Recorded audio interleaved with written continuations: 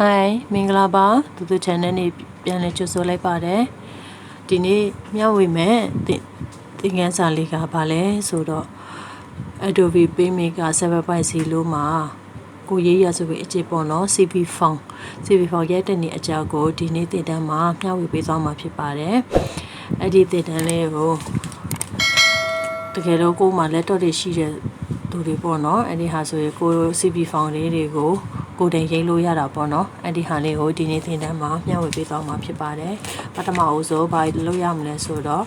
Adobe PageMaker 7.0 software လေးကိုတစ်ချက်ဖွင့်လိုက်ပါနော်ပထမတစ်ချက်က paper size ပေါ့နော်ကိုက A4 နဲ့ရိုက်မှလား legal နဲ့ရိုက်မှလားအဲ့ဒါကျမတို့က A4 နဲ့ရိုက်မှအတွက်ကြောင့် A4 ရွေးရမယ်နော်ရတဲ့ file ကနေပြီးတော့ new လေးကိုတစ်ချက်ရွေးလိုက်ပါဒီနေ့ paper size မှာ A4 နော်အော်ရှီကိုချက်မှတ်ပြုမယ် left မှာကကျမတို့1လောက်1.0.7 ပဲထားမယ်နော် right မှာ 0.5 တော့မှာလည်း 0.5 bottom မှာလည်း 0.5 ပြီးတော့ okay လေးကိုတစ်ချက်နှိပ်လိုက်ပါ okay အဲ့ဒါဆိုရင်စာရွက်လေးက A4 စာရွက်လေးကြားလာတာပေါ့နော် okay အဲ့ဒီဟာဆိုစပြီးတော့စာရေးမှအတွက်ကြောင့်စာရေးမယ်နော်စာရေးရတဲ့ cursor လေးတစ်ချက်ချမယ် cursor ကို free ရ free တဲ့ရေးမှအတွက်ကြောင့်အဲ့ဒီ free ကိုဆက်ရတဲ့ mouse မှာ click နှိပ်ပြီးတော့ဒီလိုဆွဲမယ်နော် okay ပြီးတော့လှော်မယ် font size ရေးမယ် font size ရေးရတဲ့ keyboardမှာ Ctrl T နော် Ctrl T အဲ့ဒီဟာမှာမြန်မာစာရေးမှအတွက်ကြောင့်ဝင် researcher researcher နော်ဆရာ16ဒီတရား23 okay ပြီးတော့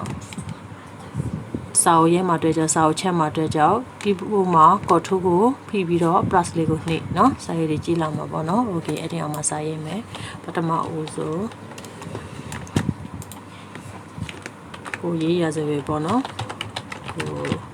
ရေးရစပဲအချင်း okay အဲ့ဒီဟာခေါင်းစဉ်ပြည့်တဲ့အတွက်အဲ့ဒီခေါင်းစဉ်ကို center ပို့မယ်နော်အဲ့ဒီ center ပို့ရအတွက် keyboardမှာ Ctrl Shift C လေးကိုတစ်ချက်နှိပ်ပေါ့နော်ပြီးတော့အဲ့ဒီပြင်ပြီးတဲ့နောက်မှာ enter လေးတစ်ချက်ချဒီဟာ center ဖြစ်နေတဲ့အတွက်ကျမတို့ကဟိုဘေးမှာရမှာအတွက်ကြောင့် right ပြောင်းရအတွက် keyboardမှာ Ctrl Shift L တစ်ချက်နှိပ်မယ်နော်ပြီးတော့ tab လေးတစ်ချက်ကိုတက်မခုလဲရတယ်ဒီလားနံပါတ်1တစ်ချက်ကိုမဲ့အမီကိုချားမနေအောင်တက်လေးနဲ့သွားမယ်နော်တက်လေးခိုးပြီးတော့ဒီဟာမှာကိုရဲမဲ့အမီရဲ့ဒီမှာတော့ star လေးချမယ်ပေါ့နော် okay ပြီးတော့ enter တစ်ချက်နှင်းနံပါတ်2တက်တစ်ခုအပါအမီအဲ့ဒီဟာကိုတူတူလို့တဲ့အတွက်ကြောင့် copy ကူးလိုက်မယ်နော်ကျမတို့အဲ့ဒီဟာကိုကူးမဲ့ဟာအရှိမှထားပြီးတော့ keyboard မှာ shift လေးကိုပြီးတော့ n လေးတစ်ချက်နှိပ်ပြီးတော့ keyboard မှာ Ctrl C နော်ပြီးတော့ Ctrl V နော် enter နံပါတ်3နံပါတ်3ကအသက်မွေးတကယ်လေ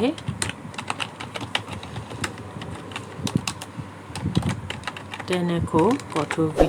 ပြီးတော့လေး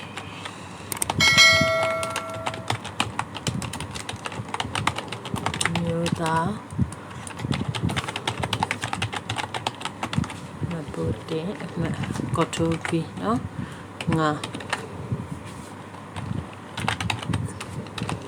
မCtrl V 6ကိုလိုပြီးမှလီဒီလေးချမယ်နော်အဲ့ဒါအကျဉ်းရချထားတာကျွန်မတို့ခုနှစ်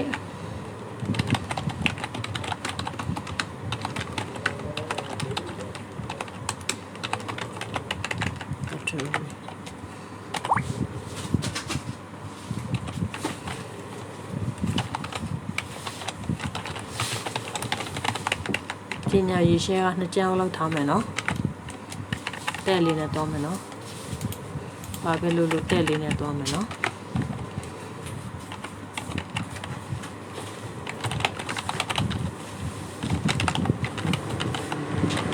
ဒါလည်းထင်တော့ပါမယ်ဒါလည်း2ကြောင်းထားမယ်နော်တရက်ခဲဒီသင်တန်းလေးထည့်ဖို့အတွက်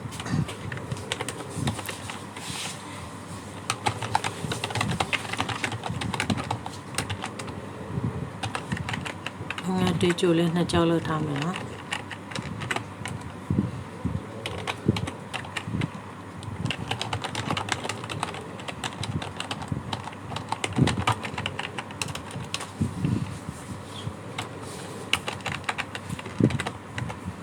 ဆက်တဲ့လေးစားလဲနှစ်ကြုံထားမယ်နော်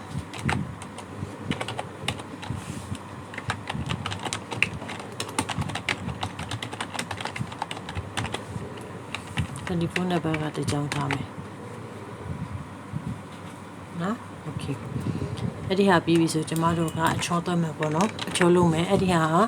ဒီကို leading လေးချမ်းမယ်ခေါင်းစင်းလေးကိုဘိုးပေးမယ်အန်တာလိုက်တာမယ်နော်အဲ့ဒီဟာလေးကိုပြင်မယ်free ဒါတ free တဲ့ပေါ့နော်ကိုရေးထားတဲ့တ free လေး okay အဲ့ဒီဟာကိုအန်တာလိုက်တစ်ချက်နေမယ်နော်စာရေးရအတွက်နေရာချင်းအတွက်အန်တာလိုက်တစ်ချက်နေမယ်ကိုရေးရစဝေးအကျဉ်းကခေါင်းစဉ်ဖြစ်တဲ့အတွက် keyboard မှာ Ctrl+Shift B ဆိုပါလို့ဆိုစာလို့ကိုဘိုးတင်တဲ့ဟာနော် Ctrl+Shift B ပြီးတော့ Ctrl+T နဲ့ site လေးတစ်ချက်လုပ်မယ်နော်20လောက်ထားလိုက်မယ်နော်အန်တာလိုက်တာမှာအတွက်ကြောင့် Ctrl+Shift U keyboard မှာ shortcut နော် Ctrl+Shift U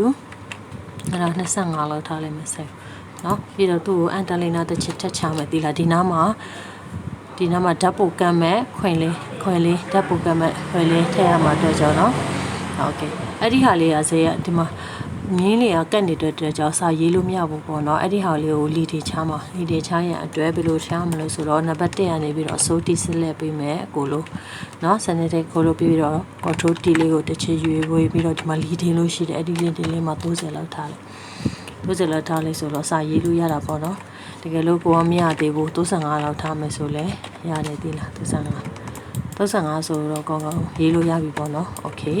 အောက်မှာကဘာထားရမလဲဆိုတော့လက်မှတ်လေးပေါ့နော်လက်မှတ်လေးရတော့ကျမတို့တတ် free လေးလုပ်လိုက်မယ်ပေါ့နော်လက်မှတ်ကိုတတ် free လေးလုပ်ရတဲ့ဒီမှာ Ctrl+C copy ကိုပြီးတော့ဒီနဘေးမှာ free လေးတစ် free ထည့်လုပ်မှာပေါ့နော် Ctrl လေး